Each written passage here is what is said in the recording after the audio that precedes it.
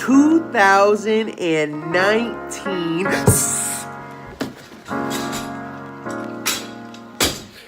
Okay, I don't want to have to pay for that, so I'm not going to do that. CRCs, baby! We are here in Philadelphia, Pennsylvania. Where'd you find the small ball?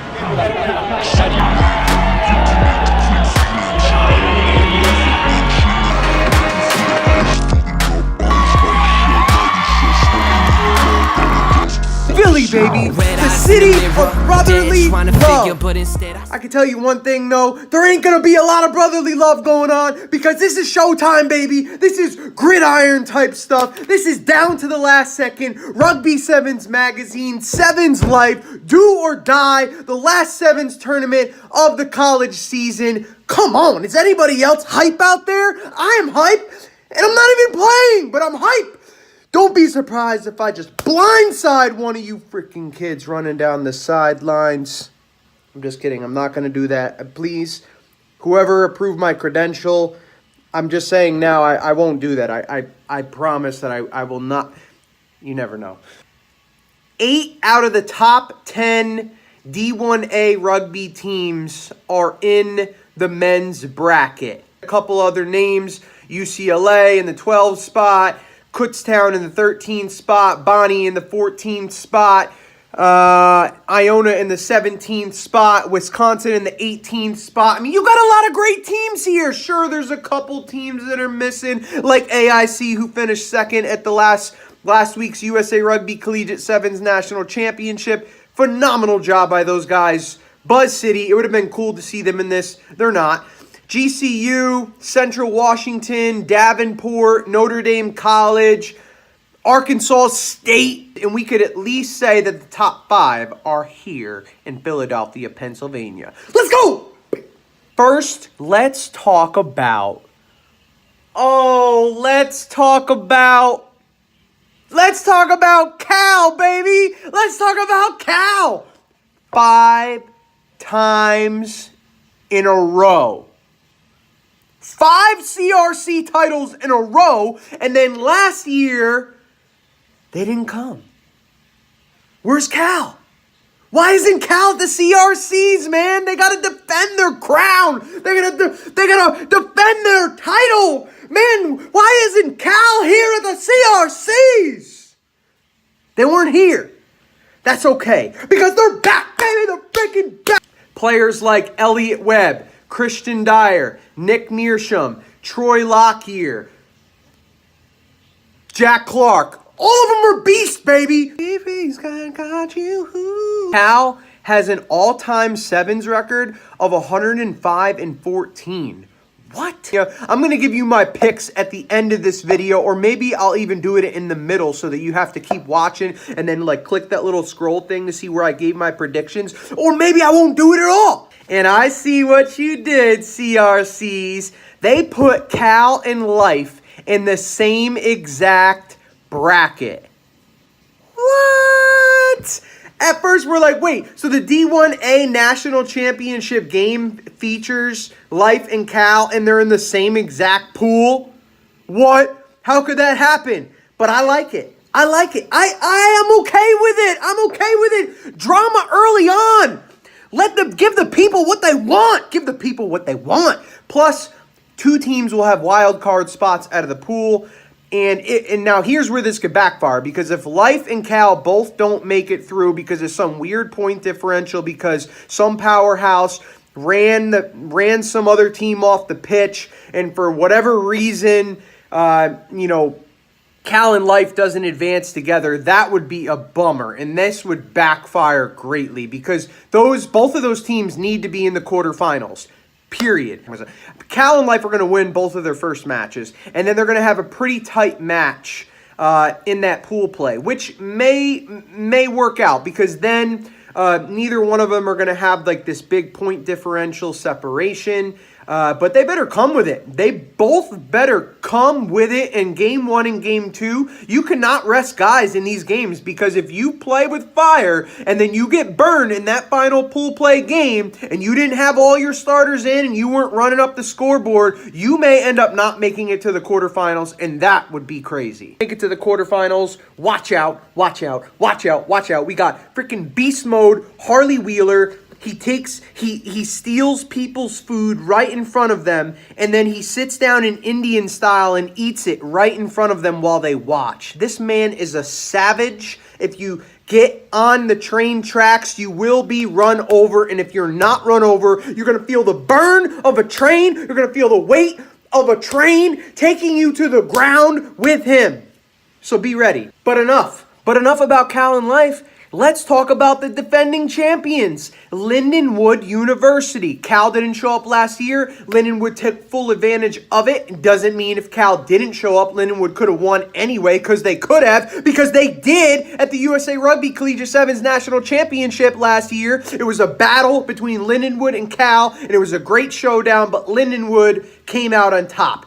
That being said, Lindenwood's got a little bit of a different makeup this year. They don't have MVP Nick Feeks. They don't have the veteran Chris Schumann. They don't have Giovanni Falco. They don't have Dion Mikesell. Oh my gosh, Lindenwood is different, but they're still good, and they have some great young talent. And then you still got vets there. You got Lorenzo Thomas, who's been capped. He's been at the Eagle Sevens camp. The guy's recovering from an ACL injury from last year, but he looks ready to go. Played well enough in nationals, and he has this really pretty bald head that you just want to like bounce things off of, or just like check your hair in the mirror, and you know what I'm saying? Like, the man looks good though. I love it. He pulls it off.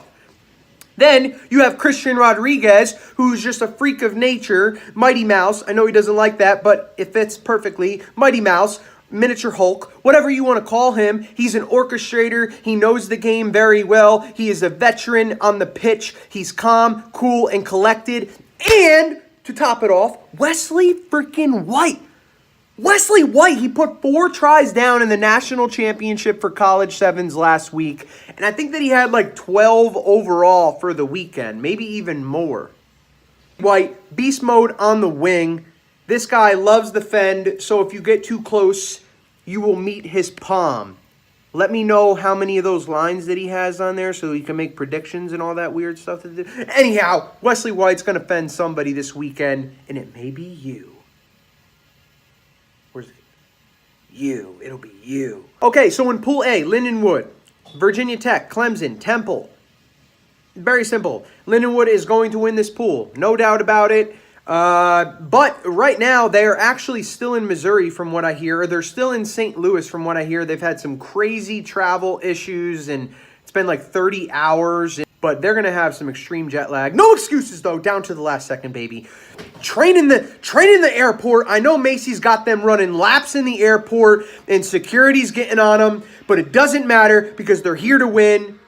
Guarantee these boys are out there like racing the planes, trying to get ready. Virginia Tech, Clemson, Temple. I'm sorry. Temple, one of those local teams, they're not going to make it through this bracket. Clemson, Virginia Tech, I give Virginia Tech the edge. It's so hard with these college teams because the players rotate so much, and because the freaking 15 season is like 8 years long, and then they have a month of sevens.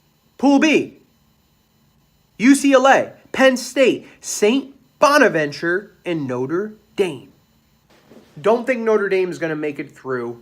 They should give a couple teams a good fight in the first half or the second half, but I don't think that they have enough to make it the whole entire way through. Oh, yeah. Now we look official. Then, what are you looking at? You look nice over there, honey. I never seen such a fine woman in my whole life. Fellas, treat your women right. UCLA finished runners-up last year because Ben Brazel went freaking off. The USA Falcon, he's actually been capped as an Eagle and has played on the circuit. Props to this man. I hope that he's showing up this weekend, you know, because of USA duties and all those kind of things like that. Shane Barry, young boy, one of the young berries coming up. Eric Napowski, Step City, baby, invented it. No, he didn't. I invented it. Step City. But he's still going to step tons of kids out there. UCLA, definitely a team to watch. Penn State. Definitely a team to watch out there. Penn State will be a force to be reckoned with. St. Bonaventure, a young team on the rise. Tui Osborne taking them up a notch, making it to the CRCs. Can we just stop for a second and give a clap to the Bonnies? The underdog of the tournament. Man, I have UCLA. You just can't go against them. UCLA should come out of Pool B first. Pool C, Life, Cal, Colorado, Indiana. Colorado won took second in Vegas, but because Dartmouth was already listed, they were able to grab the CRC spot.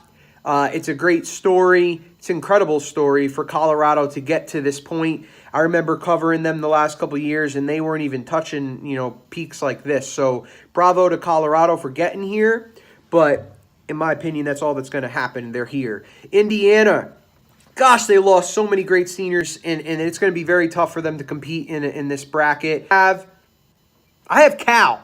I have Cal coming out of this pool in number 1, and we'll circle back to my wild cards. Pool D, Kutztown, Iona, Wisconsin, Boston College. Boston College, nice to see you.